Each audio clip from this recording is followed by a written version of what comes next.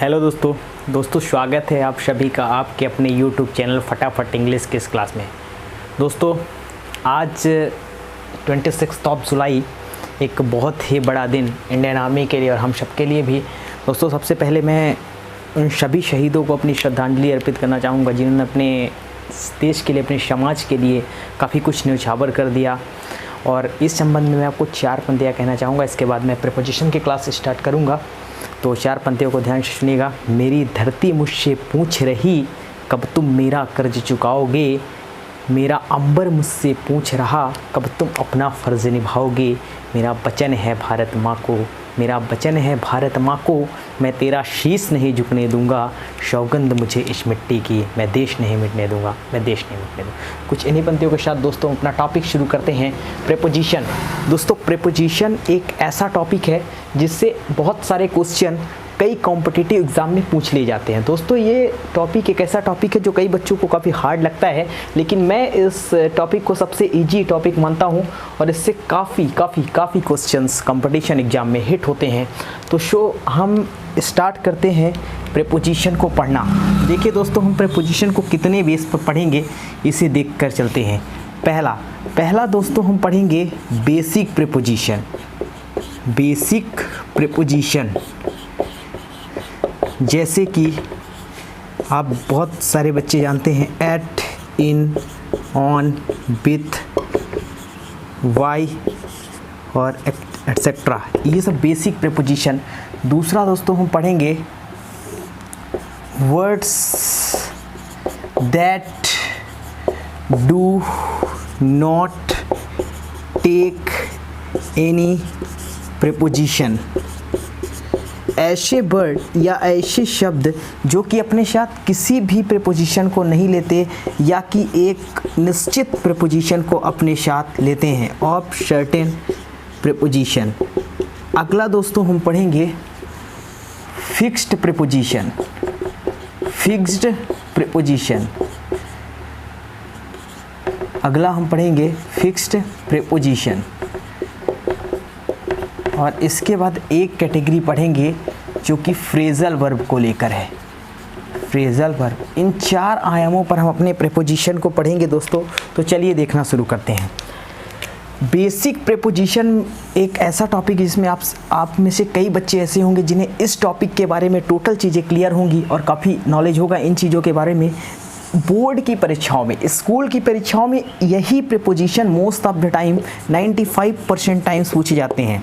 दोस्तों इसे तो मैं आपको पढ़ाऊंगा ही, लेकिन मैं इन प्रीपोजिशन पर ज़्यादा फोकस करना चाहूँगा क्योंकि सारे कॉम्पिटिटिव एग्जाम में इनसे n number of question examination में पूछ लिए जाते हैं और काफ़ी क्वेश्चन इनसे कॉम्पिटिटिव एग्जाम में पूछे जाते हैं। यदि मैं कहूँ कि 95% क्वेश्चन इन्हीं टॉपिक से हिट होते हैं एग्ज़ाम में, तो कोई ज़्यादा की बात नहीं होगी। इन्हीं टॉपिक से 95% क्वेश्चन कॉम्पिटिटिव एग्जाम में पूछे जाते हैं।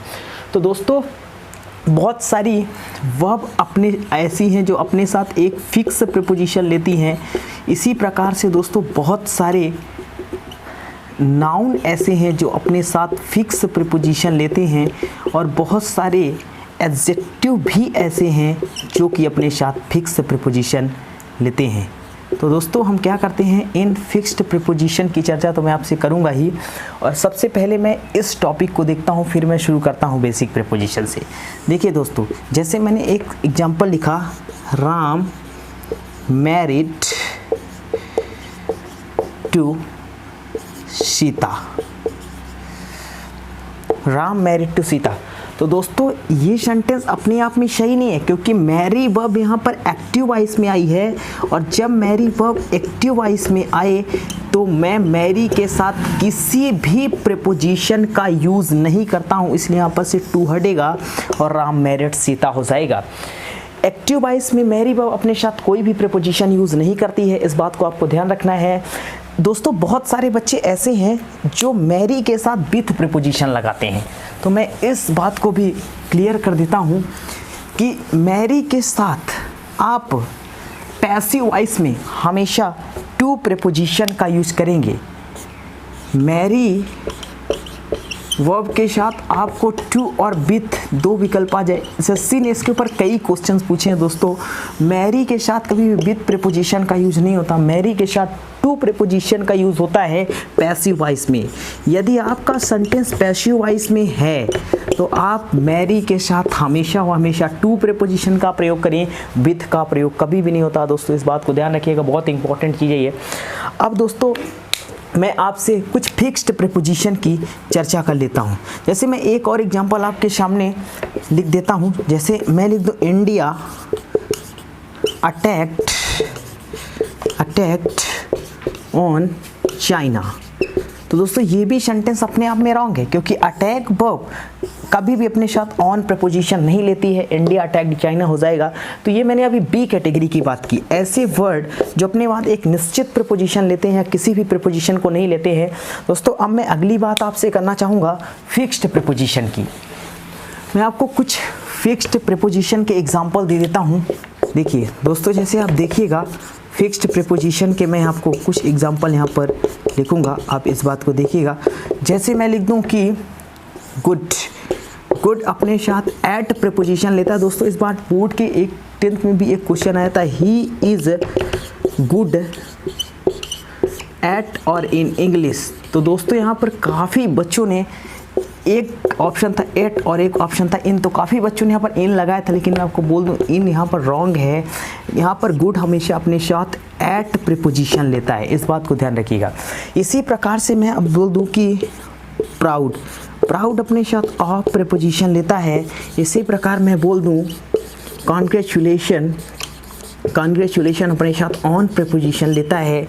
और इसी प्रकार मैं बोल दूँ कि एग्री अपने साथ विथ प्रीपोजिशन भी ले सकता है जब पर्सन की बात की जाए, और टू प्रीपोजिशन भी ले लेता है जब किसी थिंग्स की बात की जाए। तो दोस्तों ये फिक्स प्रीपोजिशन है, इन प्रीपोजिशन के साथ आपको फिक्स प्रीपोजिशन लगाने ही होंगे।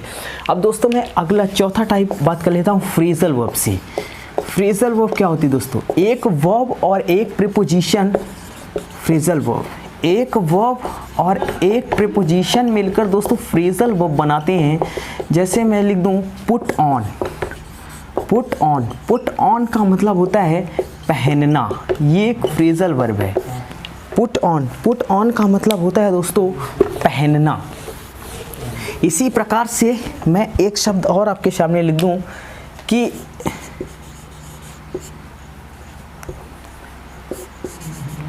टेक ऑन का मतलब दोस्तों मुकाबला करना।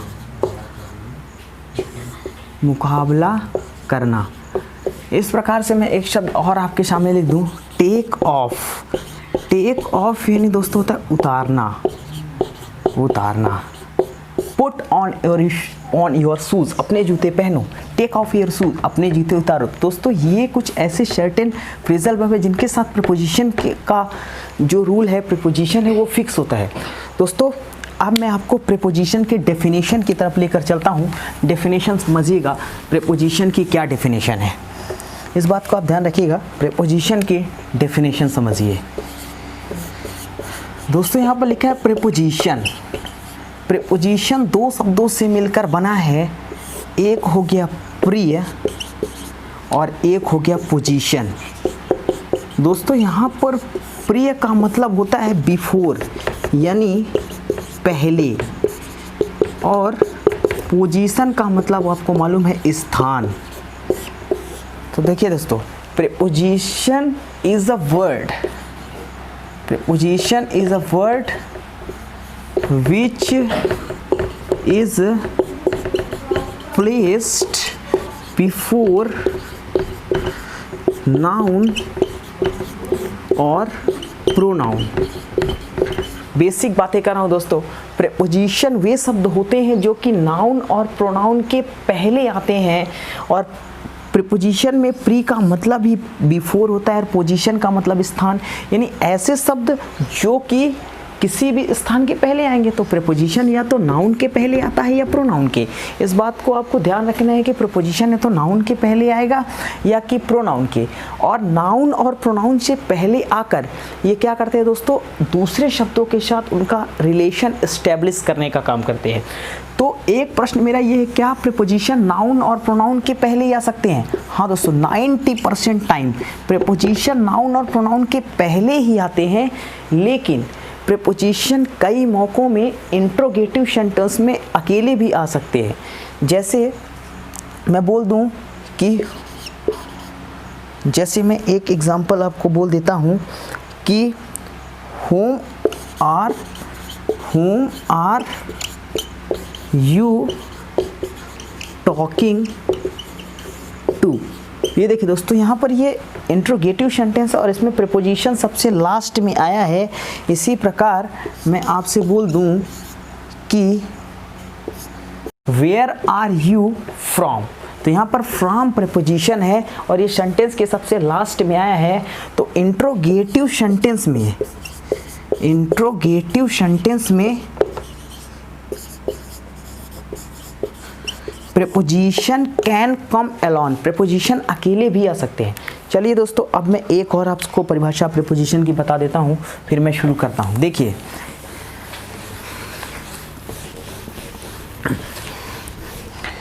प्रीपोजिशन की अगर मैं बात करूँ तो preposition is a relating word, relating word भी होते हैं दोस्तों। ये किससे रिलेट करते हैं? एक प्रीपोजिशन एक नाउन को दूसरे नाउन से रिलेट कर सकता है। एक प्रीपोजिशन जो होता है वो एक नाउन को प्रोनाउन से भी रिलेट कर सकता है। और एक प्रीपोजिशन क्या होता है, एक नाउन को वर्ब से भी रिलेट कर सकता है। और एक प्रीपोजिशन एक नाउन को एडजेक्टिव से भी रिलेट कर सकता है। प्रीपोजिशन वे शब्द होते हैं जो कि किसी नाउन या नाउन इक्विवेलेंट से पहले नज़र आते हैं। नाउन इक्विवेलेंट क्या होता है दोस्तों? ये जीरेंट भी हो सकता है, एडजेक्टिव भी हो सकता है, प्रोनाउन भी हो सकता है। चलिए दोस्तों, मैं आपको इन सब का एक एक एग्जाम्पल लिख देता हूँ और आप बात को समझिएगा। जैसे मैं लिख दूँ, पहला एग्जाम्पल, मैं एक प्रीपोजिशन कैसे नाउन को नाउन से रिलेट करता है इसकी बात करूँगा और इस बात को मैं आपके सामने लिखता हूँ। जैसे मैं लिख दूँ कि bottle is on the table. तो देखिए, यहाँ पर टेबल एक नाउन हो गया,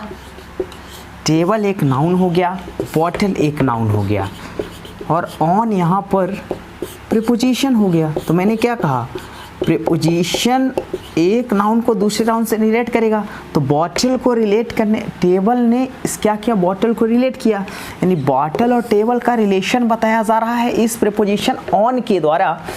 तो पहली बात ये हुई कि एक प्रीपोजिशन। अब देखिए दूसरा, जैसे मैं बोल दूं कि वी नीड रूफ ओवर अश। तो अस यहाँ पर क्या हुआ, प्रोनाउन हुआ और यहाँ पर मैं ही नीड्स लिख देता हूँ, ही नीड्स। ही क्या हुआ, ही नहीं, यहाँ पर मैं बदल के राम लिख देता हूँ, राम नीड्स ओवर अस। तो राम क्या हुआ, नाउन। तो देखिए, एक नाउन का रिलेशन एक प्रोनाउन से। तो यहाँ पर अब तीसरी बात हम करते हैं कि प्रीपोजिशन एक काम और कर सकता है, वो एक नाउन को दूसरे एक वर्ब से भी रिलेट कर सकता है। जैसे मैं बोल दूं कि Rahul jumped from the roof. Roof क्या हुआ, रूफ एक नाउन हुआ और राहुल क्या हुआ, राहुल एक नाउन हुआ। लेकिन यहाँ पर इस प्रीपोजिशन का संबंध इस जंप वर्ब से बताया जा रहा है, इसलिए इस वर्ब ने इस नाउन को रिलेट किया प्रीपोजिशन फ्रॉम के द्वारा। अब अगला एग्जांपल मैं लिख देता हूँ, my brother is fond of singing. My brother is fond of singing. Fond यहाँ पर क्या है, फॉन्ड ऑफ प्रीपोजिशन है, और ये माई ब्रदर फॉन्ड ऑफ यहाँ पर प्रीपोजिशन है, और फॉन्ड यहाँ पर एडजेक्टिव है, और सिंगिंग नाउन है जो कि जीरंड की तरह काम कर रहा है। वर्ब की फर्स्ट फॉर्म आईएनजी जीरंड का काम करता है। तो यहाँ पर इस एडजेक्टिव और इस नाउन को रिलेट किया मैंने इस प्रीपोजिशन आपके द्वारा। तो प्रीपोजिशन क्या काम करता है अभी मैंने आपको बताया। अब मैं दोस्तों थोड़ा और आगे डिस्कस करूँगा, समझिएगा कॉन्सेप्ट क्या है। प्रीपोजिशन के हवाले से आपको एक बात ध्यान रखनी है कि प्रीपोजिशन के बाद हमेशा ऑब्जेक्टिव केस का प्रयोग किया जाता है, और ये ऑब्जेक्टिव या तो नाउन हो सकता है या प्रोनाउन हो सकता है। और प्रीपोजिशन के बाद एक कोई वर्ब आए तो वह हमेशा आईएनजी फॉर्म में ही होगी। ये एक प्रीपोजिशन का रूल होता है। इस तरह से प्रीपोजिशन को अब हम कितने पार्ट में बांट कर चलते हैं ये बता देता हूँ, फिर आगे डिस्कस करता हूँ। देखिए दोस्तों, प्रीपोजिशन में क्या होता है, एक होता है प्रीपोजिशन ऑफ मूवमेंट। प्रीपोजिशन को हम कैटेगराइज करके पढ़ेंगे, प्रीपोजिशन ऑफ मूवमेंट। दूसरा होता है preposition of time, preposition of time.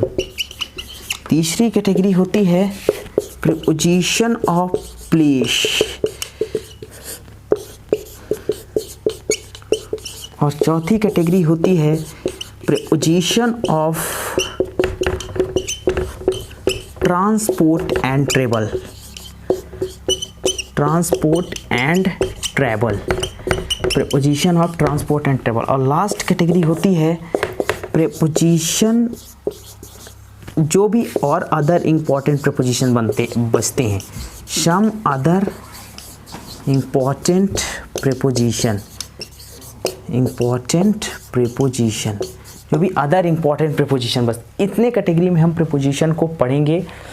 तो अब अगली क्लास का डिस्कशन में प्रीपोजिशन, अगली क्लास से आपको एक एक प्रीपोजिशन की चर्चा शुरू करूंगा। दोस्तों यदि अभी तक आपने चैनल को सब्सक्राइब नहीं किया तो चैनल को सब्सक्राइब कर दीजिए, वीडियो को लाइक और शेयर जरूर करिएगा। मिलते हैं आपसे नेक्स्ट वीडियो, तक के लिए दोस्तों जय हिंद, take care, good bye, thank you.